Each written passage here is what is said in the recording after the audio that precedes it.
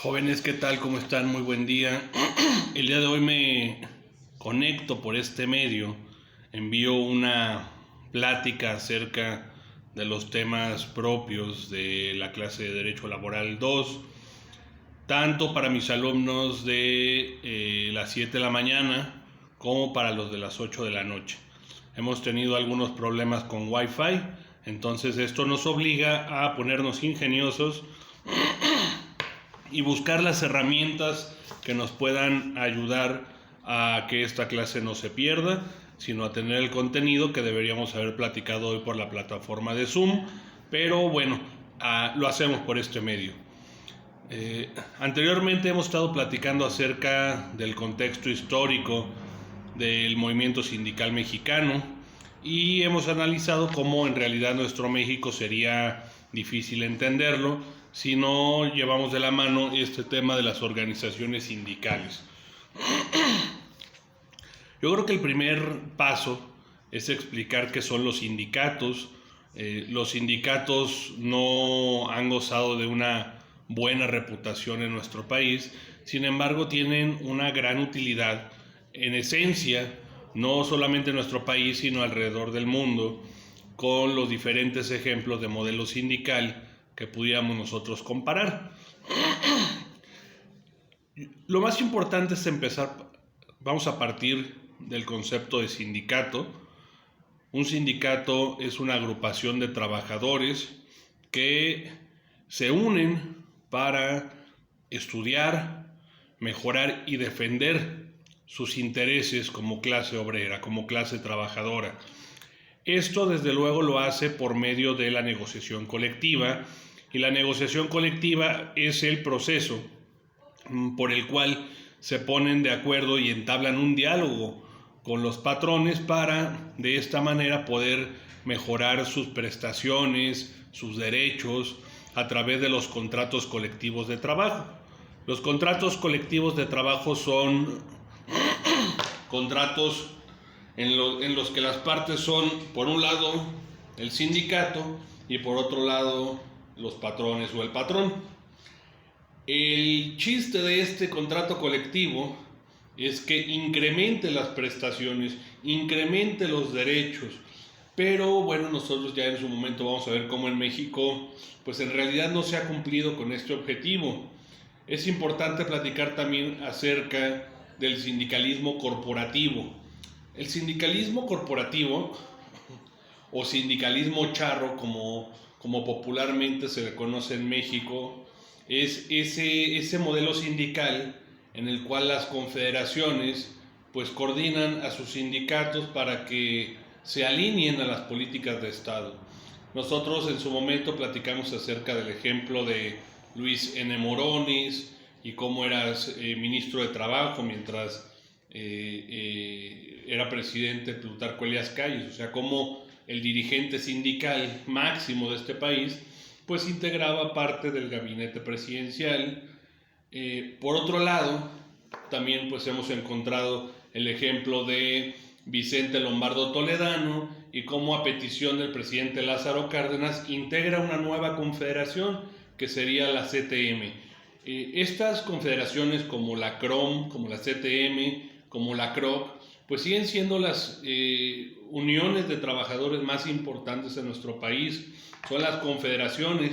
Y recuerden que cuando hablamos de confederaciones hablamos de entidades que aglutinan un gran número de sindicatos y que al final se representan o al unirse estos sindicatos pues van a formar federaciones y a su vez también podrán formar estas federaciones confederaciones. Entonces digamos que los trabajadores integran sindicatos, los sindicatos integran federaciones y las federaciones confederaciones, y dentro de las más representativas que tenemos en nuestro país pues están la CTM, la CROM, la CROC, recientemente creación también está la Confederación Internacional de Trabajadores, entre otras. Pero bueno, cuando nosotros hablamos de este sindicalismo corporativo, pues está completamente alineado a las políticas laborales del gobierno en turno. Esto lo que provoca es que no exista una auténtica representación o una auténtica representatividad por medio de las organizaciones sindicales a las bases que son los trabajadores. Esto quiere decir que pues, muchas veces operan a espaldas de ellos. Otro tema que es muy importante platicar, y esto para poder entender a qué se debe la reforma laboral por lo que hace al aspecto sindical, tanto la reforma constitucional al 123 del 2017 como la reforma a su ley reglamentaria, que es la Ley Federal del Trabajo, del 1 de mayo del 2019. En México hay dos derechos, en México y en el mundo se pudiera decir, hay dos derechos principales que pueden ejercer los sindicatos. Uno de estos será la contratación colectiva, a la cual vamos a llegar por medio de la negociación colectiva, y cuando hay una negativa por parte de los patrones a llevar a cabo esa negociación colectiva, pues también existirá el derecho de huelga, tanto para cuando se niegan a entablar esa negociación, como cuando pues, esa negociación colectiva no llega a buen puerto, no tiene un buen resultado, pues también ahí estará el derecho de huelga. Más adelante vamos a hablar acerca de la huelga en lo general, pero es importante aterrizar que uno de los motivos por los cuales un sindicato puede emplazar a un patrón a huelga es la firma de un contrato colectivo. Esto quiere decir que a los patrones que no tienen un contrato colectivo firmado, puede llegar a una organización sindical a solicitar la firma de ese contrato por medio de un emplazamiento de huelga.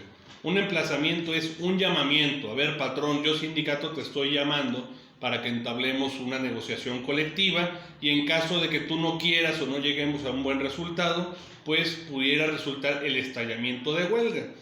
El estallamiento de huelga es la suspensión temporal de actividades hecha por una coalición de trabajadores.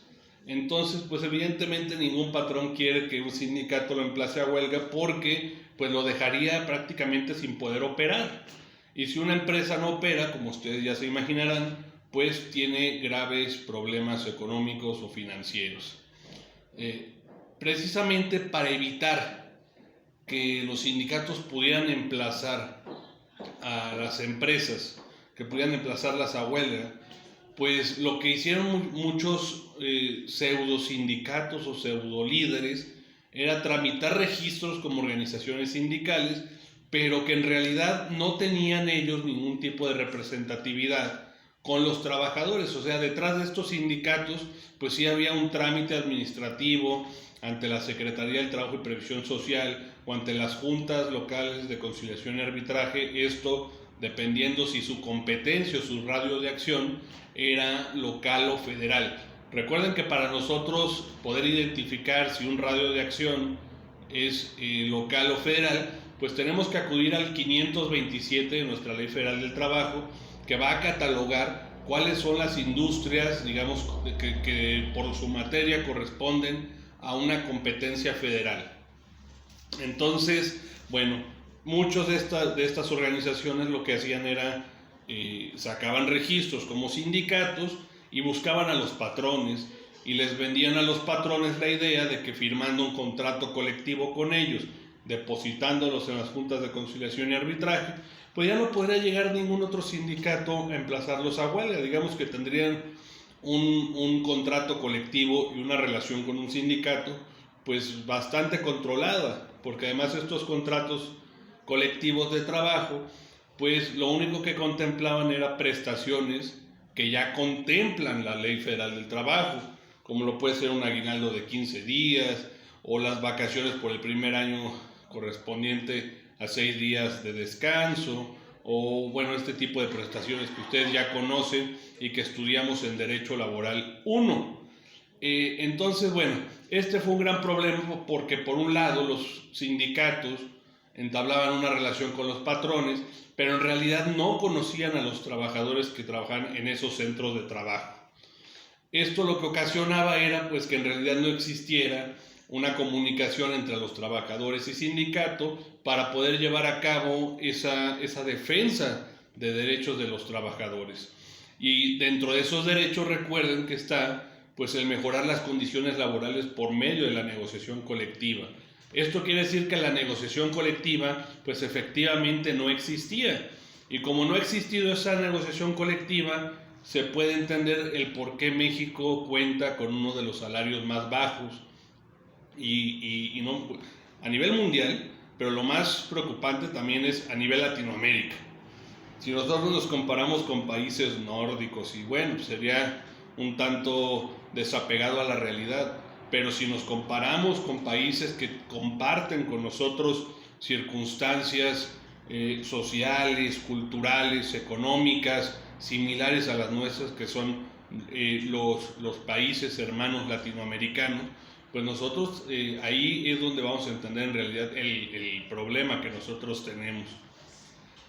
Es bien sabido que en la Conferencia Internacional del Trabajo, que organiza la OIT, la Organización Internacional de Trabajadores, pues fuimos llamados un par de veces, tanto en el 2015 como en el 2016, por parte de las delegaciones de Canadá y de Estados Unidos. Recuerden que la integración de la OIT es una integración tripartita, y esta integración se compone por representación de los gobiernos, representación de los patrones y representación de los trabajadores.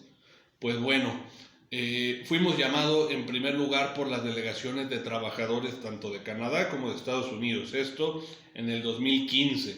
Y en el 2016 ya el llamado fue completo de las delegaciones, digamos, integradas de manera tripartita de estos dos países. Desde luego, ellos lo que tenían como preocupación, o aún tienen como preocupación, es que somos socios comerciales y estaba muy cercana la revisión de lo que nosotros conocemos como el TLCAN, el Tratado de Libre Comercio de América del Norte, que ahora es el TEMEC, ¿sí? El Tratado México, Estados Unidos, Canadá. Pero para llevar a cabo esa revisión, pues nos pidieron primero desde la Conferencia Internacional de Trabajo, y luego ya en el propio contenido de este tratado, en su anexo número 23, pues que implementáramos los mecanismos necesarios para garantizar la representatividad de las organizaciones sindicales para con los trabajadores. Es importante aclarar que hay una diferencia muy importante entre la representación y la representatividad. Cuando nosotros hablamos de representación, pues normalmente lo hacemos desde un punto estrictamente civilista. Si tenemos el documento idóneo con el que podemos acreditar personalidad, pues podemos representar nosotros. Pero aquí el tema es que sí se contaba con ese instrumento idóneo, que son las tomas de nota. Las tomas de nota en su momento vamos a ver que son certificaciones del registro de un sindicato hechos ante la autoridad, pero con estas tomas de nota muchas veces pues no se garantizaba que hubiera trabajadores atrás de estas organizaciones. Es ahí donde cobra importancia el hecho de buscar la representatividad efectiva. La representatividad quiere decir que existe una legitimidad por parte de las organizaciones sindicales que lo respalde efectivamente la base de los trabajadores. Se implementa el voto libre y secreto para la elección de las directivas sindicales. Esto quiere decir que los trabajadores, por medio de urnas, ya van a poder decidir quién los va a representar y quién va a ser el dirigente de las organizaciones sindicales, cosa que hasta la reforma pues no se conocía, porque era en realidad una elección de voto directo.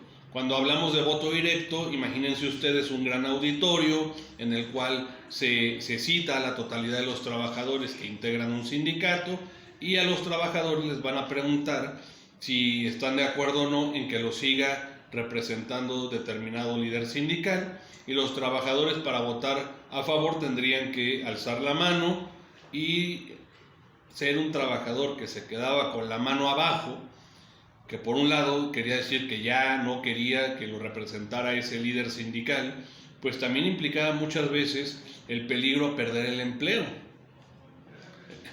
Entonces, imagínense, pues al final todos votaban a favor de que lo siguiera representando el mismo líder y pues no prosperaban las circunstancias en las que se encontraban los trabajadores. Esto desde luego era un problema porque dentro de estas circunstancias está el salario que ellos perciben.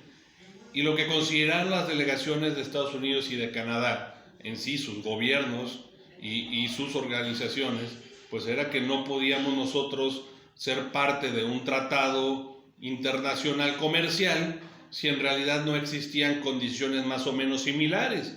Era, digamos, como una competencia desleal el nosotros mantener salarios tan bajos cuando nuestros socios pues en realidad mantienen un nivel salarial bastante superior, muy superior al que nosotros tenemos aquí en nuestro país.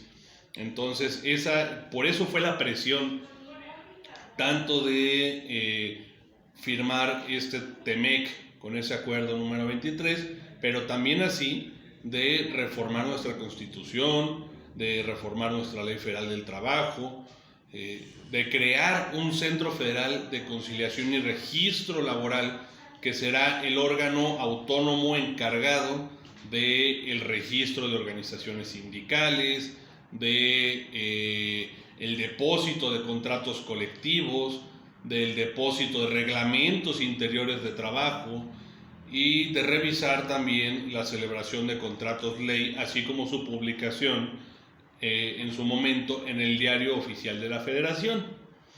Entonces, pues son varios los motivos por los cuales se da esta reforma, pero sobre todo el más importante para poder llevar a cabo una vigilancia de que efectivamente en nuestro país podemos platicar o podemos hablar que contamos con libertad sindical. La libertad sindical es muy importante examinarla porque esto nos va a dar esa escena en general en la cual está y se ha encontrado viviendo nuestro sindicalismo desde su génesis, o sea, desde 1917 y en su artículo 123. Para que nosotros podamos hablar acerca de la libertad sindical, es muy importante tener 3 rubros claros. Son 3 conceptos principales los que integran esta libertad sindical. Digamos que es como una forma de triángulo. En la parte de arriba vamos a hablar acerca de la pluralidad sindical. Vamos a tener también en otro de los puntos la libre sindicación y en el siguiente punto vamos a tener la autonomía sindical. Cuando nosotros hablamos de libre sindicación, esto quiere decir que los trabajadores tienen el derecho de ser parte, de formar parte o no formar parte de las organizaciones sindicales que se encuentren presentes dentro de los centros de trabajo. E incluso esa libre sindicación también faculta a los trabajadores a crear nuevas organizaciones sindicales. En México existía hasta el 2012 y luego, bueno, hasta el 2019 en realidad, existía una famosa llamada cláusula de exclusión. Esta cláusula de exclusión por muchos años los sindicatos la consideraron como una conquista laboral, pero en realidad no era una conquista laboral para los trabajadores, sino para las dirigencias de los sindicatos, o sea, para los líderes. Esta libre sindicación, pues al final lo que busca es lo contrario a esa cláusula de exclusión. Esta cláusula de exclusión prácticamente decía que si un sindicato, que para que un trabajador formara parte de las bases o de los trabajadores de un centro laboral, el primer requisito era que perteneciera al sindicato titular del contrato colectivo que iba a operar en ese centro de trabajo. Por otro lado, también decía que en caso de que el sindicato corriera o expulsara a un trabajador de su pertenencia a la organización sindical, también tenía el derecho el sindicato de pedirle al patrón que separara de su empleo a ese trabajador. Evidentemente, esta cláusula de exclusión, que operó por muchísimos años, pues violentaba totalmente la libre sindicación que debe de formar parte de esa libertad sindical. Por otro lado, hablamos acerca de la pluralidad sindical. Se habla de pluralidad sindical cuando el trabajador puede decidir entre diferentes organizaciones sindicales a cuál quiere pertenecer. Esto tampoco existe, evidentemente. En México los centros de trabajo, como regla general, claro, hay sus excepciones, pero como regla general, tienen un solo contrato colectivo y un solo titular de ese contrato, que será el sindicato que opere en ese centro laboral. Pues esto evidentemente también atenta contra la libertad sindical, pero ya en la reforma del 2019 nos habla de que pueden existir o coexistir diferentes organizaciones sindicales y la pertenencia de los trabajadores a estas organizaciones, pero solamente una sola organización sindical será la titular del contrato colectivo. Entonces, bueno, tenemos que ser pacientes y esperar a ver cómo funciona esta reforma. Esperemos que que ahora pueden coexistir diferentes organizaciones sindicales, pues al sentirse con el temor de perder a sus agremiados, pues trabajen un poco mejor para ellos, sean entre estas organizaciones más competitivos para ver quién da mejores prestaciones a los trabajadores, y únicamente de esta manera pueden resultar beneficiados los trabajadores, que además ese es el propósito que tienen estas organizaciones sindicales: la negociación colectiva y la contratación colectiva.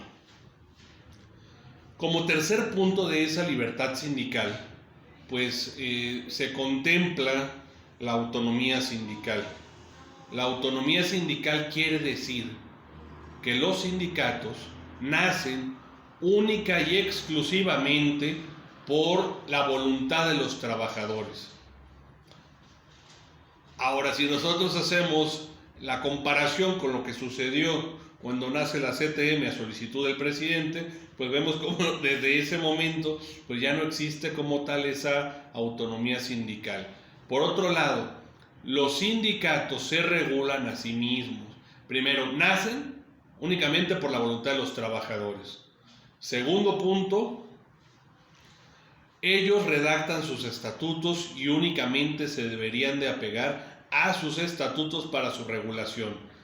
Y las organizaciones sindicales, a los únicos que están o deberían de estar obligados a rendirles cuenta es a sus bases, o sea, a los trabajadores que integran estas organizaciones.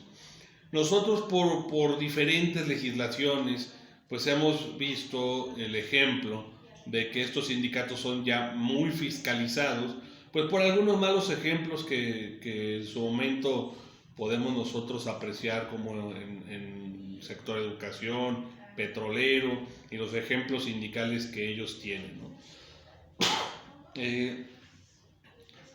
Es importante esperar que con esta reforma las organizaciones sindicales puedan de manera auténtica generar mejores condiciones a los trabajadores de México. Únicamente generando buenas condiciones a los trabajadores de México tendremos una productividad general. Y ahí eso también es muy importante considerarlo, porque los patrones dicen, bueno, ¿y nosotros de dónde podemos generar esos recursos extra para poder mejorar las condiciones de los trabajadores?